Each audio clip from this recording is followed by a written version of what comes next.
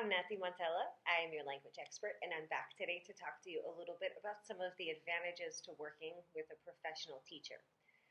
So, you might be looking for classes, you might be in classes right now, and either way, this video is for you. Just a little something to help you understand what you should be seeing in class and what you should also be expecting from your teacher. So, a couple of things. When you look for a teacher, there are a million and two types of teachers, certifications. Some people have gotten their masters. Some people have gone online and gotten a much shorter type of certification, maybe 100 hours. Some of them are as short as even 30 hours. So really, to understand what you should be looking for in a teacher, it's going to take exploring what they do in the classroom. That's how you can tell, besides just asking what their experience is. So if you're in the classroom and haven't had that conversation with your teacher yet, you can observe some of these patterns and know if you're working with someone that is truly experienced. And if not, if you're starting out this search, this is definitely worth asking your teacher. So you can ask them specifically about some of the things that I'm going to talk about today, or just outright ask them, how experienced are you? What types of settings have you been working in? What types of students have you been working in? What types of goals have you been working with your students? And now let's get into the advantages, though. So why are you trying to work with a teacher that is experienced? Well, quality of service, basically. But also there's some very tangible reasons, and like I said before, you're going to be able to notice these things within your classroom.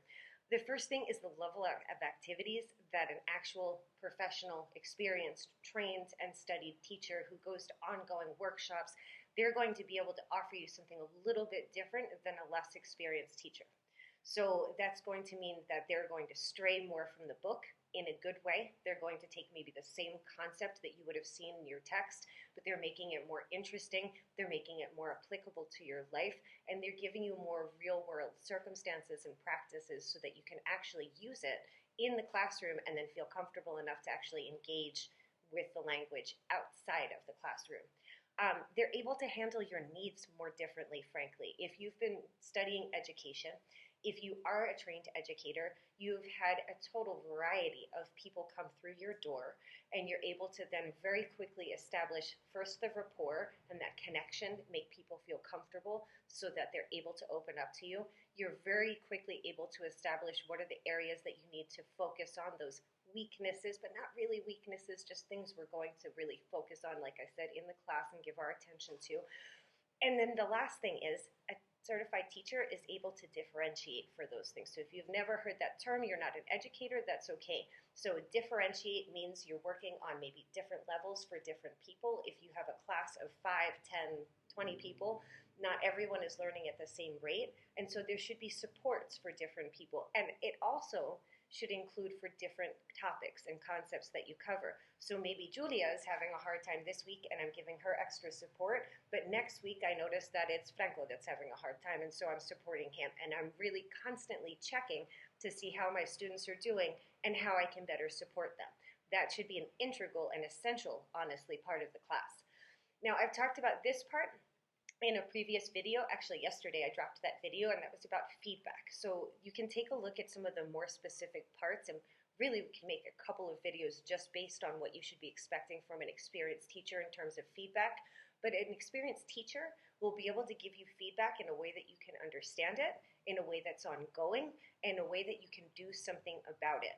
And so you have some type of plan. Your teacher is setting up weekly goals for you. They're telling you, hey, I noticed that you really need to work on this particular concept, and here's how you do it. Not just this, oh, that's awesome. That's not professional feedback. Awesome is great. And then it needs to be followed up with, well, what specifically did I do that was awesome? How should I continue to use that? And if it wasn't awesome, what do I need to do to improve? The other thing that sometimes gets ignored in terms of professionalism in the classroom and experience in the classroom is that a seasoned teacher that's been working for a while is able to very quickly not just evaluate what you need, but in the moment while you're talking, they might say, ooh, articles. We need to do a mini lesson on articles. This is not something, and I can admit this to you because at one point I was a very new teacher, that's not something that is as easy to do when you don't have as much experience. It's not impossible. All of the new teachers out there, I definitely support you, but it is a skill that we learned with our trade. So then years into your career, you know very, very quickly how to identify a problem, how to create on the spot without preparation a mini lesson to support that learning, and so that the person is taken full advantage of whatever it is. Let's say it's a conversation question for an icebreaker. I've heard them misusing the article. We launch into a mini lesson really quickly after they're done speaking. We do a couple of practices, and now not only have we learned the topics that were already designated for the class, but we gave some real good feedback, a plan for improvement, and we actually improved on it in the class itself instead of having to wait for someone to go home and prepare for me and then come back. That's one of the biggest advantages. And the second one is very much related, but in terms of explanations, you develop as a teacher a whole list of strategies, a whole toolkit of things and explanations that you use. And so when something doesn't work, because it doesn't always work the way you explain something to one person. They have their whole world, they have their own things that go on in their head. Maybe they're not processing, they didn't understand the way you explained it. As an experienced teacher, you should be able to go back and say, oh, okay, well, I have 5 other ways that I explain this. Let's try one of the other ones. And an experienced teacher can do that for you. Okay, so these things are all essential when you're talking about being in the classroom and making the most out of your time and your study efforts. And so you really want to make sure that someone ticks these boxes, right? That when you're in the classroom, the person is doing all of these things. They're able to differentiate for you. They're able to establish rapport. They're able to address your needs and really the range of needs of the people in the class. Give that feedback. Provide those mini lessons. And the last one is personality.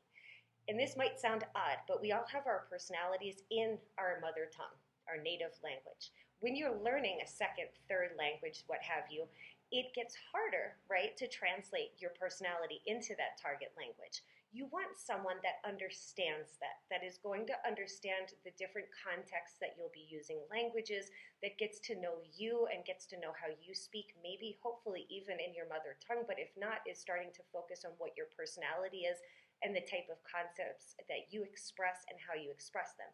You want someone that can help you translate your personality in your mother language then over to your target language. And that is something that with years we develop this skill. It's another very, very important thing to keep in mind when you're watching your teacher, you're selecting your class, and you're really measuring is this class working for me?